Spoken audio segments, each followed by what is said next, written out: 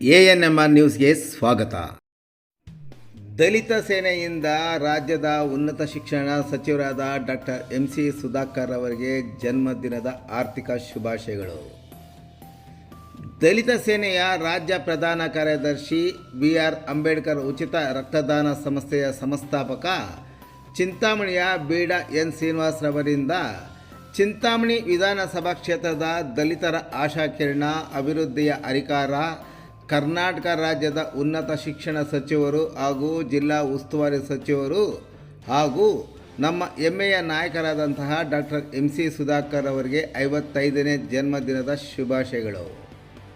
ಶುಭ ಕೋರುವರು ಬೀಡ Srinivas N, ಪ್ರಧಾನ ಕಾರ್ಯದರ್ಶಿ, ರಾಜ್ಯ ದಲಿತ ಸೇನೆ, ಚಿಂತಾಮಣಿ.